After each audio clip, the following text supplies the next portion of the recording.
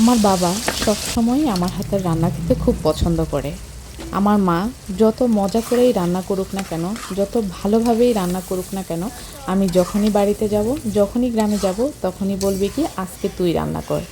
আর তাই আজকে বাবার জন্য আমি রান্না করব হাঁসের মাংস। হাঁসের মাংস রান্নার উপযুক্ত করা কতটা ঝামেলা সেটা আসলে যারা হাঁস খেতে পছন্দ করে তারা কিছুটা হলেও জানে। তো তাহলে চলুন ভিডিওর মূল পর্বে। আজকে হাঁস জবাই হবে। এ হাঁস তোমাকে আজকে আমরা কোরবানি করব। আগের দিন রাতে আম্মা পাশের বাড়ি থেকে একটা হাঁস কিনে নিয়ে আসছে, আর সেটাকে রাতের বেলায় একটা ঝুড়িতে রেখে দিয়েছে। আর ইলমাইয়াত ঘুম থেকে উঠছে না দেখে আব্বা বলতেছিল যে আর একটু অপেক্ষা কর, ওরা একটু দেখবে, আনন্দ পাবে, তারপরে হাঁসটাকে জবাই করব। তো ইলমাইয়াত উঠে দেখার পরে এই যে আমরা হাঁস জবাই করতে চলে আসলাম। আব্বা ঝুড়ির ভিতর থেকে হাঁসটাকে বের করতেছে, আর এদিকে ইলমাইয়াত খুবই খুশি হচ্ছিল। ওরা খুব এক্সাইটেড ছিল যে হাঁস দেখবে, ধরবে। তো অবশেষে আমরা হাঁস জবাই করে চলে এলাম এখানে। তো আম্মা এখানে গরম পানি দিয়ে হাঁসের পশমগুলো ছাড়িয়ে নিচ্ছিল। আর হাঁসে এত পরিমাণ ছোট ছোট পশম ছিল যেটা আসলে আমিও খুব বিরক্ত হয়ে গেছি। হাঁস বাছাই করা আসলে অনেক কষ্টের একটা কাজ। অবশেষে সব কিছু ঠিকঠাক করে চলে এলাম আমি রান্নায়। আমি এখানে হাঁসের মাংস রান্না করার জন্য পেঁয়াজ, তেজপাতা এগুলো দিয়ে একটু কষিয়ে নিচ্ছিলাম। আর এখন আমি মশলা দিয়ে দিচ্ছি। সব ধরনের মশলা একসাথে করে আম্মা বক্স করে রাখে, তাই আমি আলাদা আলাদা করে দেখাইতে পারি নাই। এখানে সব ধরনের মশলা একসাথে দিয়ে দিছি।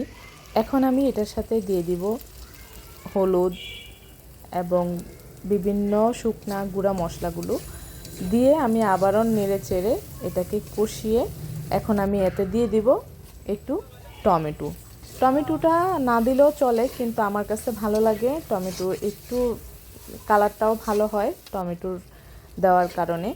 এখন আমি মরিচ দিয়ে দিলাম, আর মরিচের পরিমাণটা যেহেতু ইলমাইয়াত খাবে, বাচ্চারা খাবে, তাই আমি তেমন বেশি মরিচ দিই নাই। হালকা পরিমাণ পানি দিয়ে আমি এটাকে মশলাটাকে কষিয়ে তারপরে 4 থেকে 5 মিনিট আমি এটাকে জাল করে নিব। গ্রামে গিয়ে আসলে এইভাবে রান্না করে, মাটির চুলায় রান্না করে খাওয়ার মজাটাই আলাদা। আর যেহেতু আব্বা আবদার করেছে তাই আমি নিজেই রান্নাটা করেছি। একটু কষ্ট হয়েছে চুলার কাছে বসে থাকতে, কিন্তু তারপরেও ভালো লাগা কাজ করেছে যে নিজ হাতে রান্না করে খাওয়াতে পেরেছি। মেয়েদের বিয়ের পরে শ্বশুরবাড়ি যত ভালোই হোক না কেন, হাজব্যান্ড যত ভালোই হোক না কেন, আসলে বাবা মায়ের যত্নটা তেমন করে করা হয় না। অনেকেই দেখা গেছে শহরে থাকে, আবার অনেকে শ্বশুরবাড়ি গ্রামমুখী হলেও গ্রামেই থাকে, বাবা মার কাছে তেমনটা থাকতে পারে না। তো সেই জন্য বাবা মায়ের যত্নটাও তেমন করে করা হয় না। যারা চাকরিজীবী আছে দেখা গেছে যে টাকা পয়সা দিয়ে হেল্প করতে পারলেও নিজের হাতে কিছু করে খাওয়ানো বা দেখা গেছে নিজে একটু যত্ন করা, সেটা কিন্তু তেমনভাবে করে ওঠা হয় না। আমার সব মশলা কষানো হয়ে গিয়েছে, এখন আমি মাংস আর আলুটা একসাথেই দিয়ে দিছি। মাংস এবং আলু একসাথে দেওয়ার একটাই কারণ, মাংস সিদ্ধ হওয়ার সাথে সাথে আলুটাও কিন্তু খুব তাড়াতাড়ি সিদ্ধ হয়ে যাবে। আর 2-1টা আলু যদি ভেঙে যায় তাহলে কিন্তু ঝোলটা অনেক গ্রেভি হবে।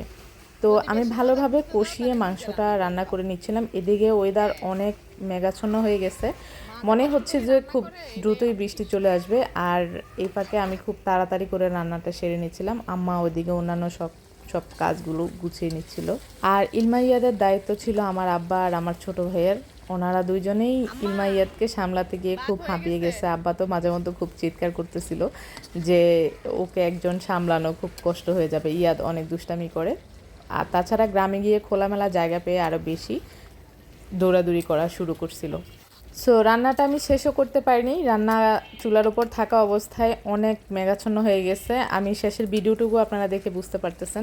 সো এই ছিল আজকের ভিডিও। যদি আপনাদের ভালো লাগে অবশ্যই লাইক, কমেন্ট, শেয়ার দিয়ে আমার পাশে থাকবেন। আজ এই পর্যন্তই, আল্লাহ হাফেজ।